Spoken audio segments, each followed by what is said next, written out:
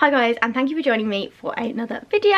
Today I'm going to be doing a cage talk for Marvin, who is my Robo Hamster who lives in the detolf.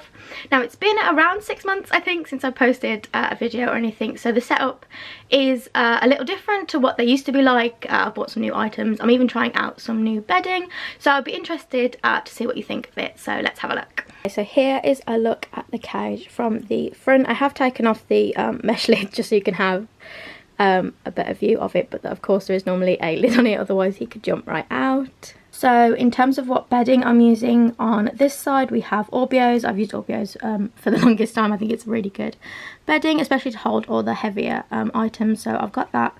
It does actually run all the way along the bottom. And then we move on to this section, which is Pet Select bedding. So this is a paper-based bedding. It is my first time using it, so if you have used it before, let me know what you think of it. So far I'm pretty impressed, but like I say, it has only been a couple of days. Okay, so I am going to start off on this side of the cage here. So we have the wheel in the back corner. We've got a couple of chews there, and then this is a water bottle with like a holder, and it has like a little entrance on the side. It's not my favourite looks wise, but I find it works really well for dwarf hamsters. Because of the height, this wouldn't quite work for a Syrian, but it saves me having to attach a water bottle onto the side, which I'm always a bit paranoid could fall off, so this just kind of stops that.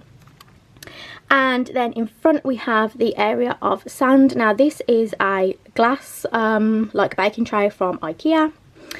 We have some Pets at Home reptile sand inside of it, and then if I come down the front you can probably see a bit better. I have one of these tunnels, a little hide there, and then this is a ceramic bird feeder from Aldi that I'm using. I like it because you can also put some sand in the base of it as well.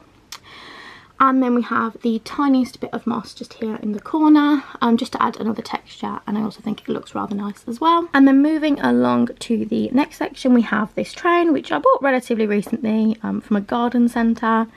And then we have some chews in the front there that just spell out Marvin's name. Then this is his water bowl, so this is a tea light holder, and there's a little chew there. And then behind that we have this little garland chew, which I believe might be from Trixie, although I've had it a really long time and I can't remember.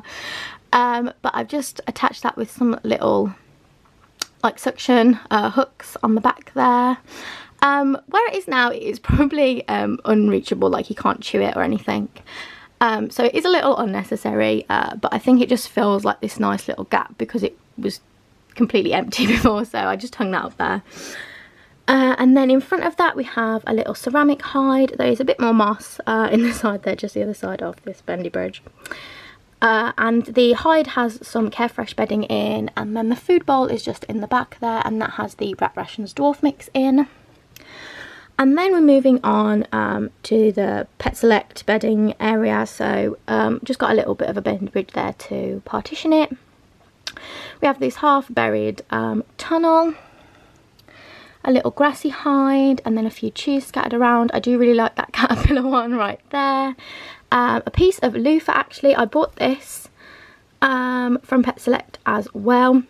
I find it quite hard to find pieces of loofah. Now that one is quite big, and I didn't think cutting it up would work very well because I thought it would shed quite a bit. So I just put the entire thing in there, but it was nice to be able to find some because I haven't been able to find any in ages. Behind that we have this little corrugated cardboard hide. You can get these in a ton of different shapes, and I have a couple of them. In front we have some more chews, and then there is a little toilet roll and a couple more chews. This is one of the last remaining pieces of loofah I had, so it's a good job I found some more. That is a little seagrass twist there, and then we have a couple more chews in front of this little wooden hide, which is one of my favourite hides actually. I really like this one. Then I used a bendy bridge here again because this area pretty much goes up to the top of the detolf. So if we just come down the front for a second here, you can see there's Orbeo's right at the bottom, then it moves on to the paper bedding. I have got a little bendy bridge in there. That was just to kind of see if Marvin would go in there or anything, because I am still testing out how good this is for like burrows and stuff. So I added that little bendy bridge just to see if I would see him appear or anything. I haven't yet. And then back up the top here we have a bunch of chews. There's some forage mix and stuff scattered in here as well.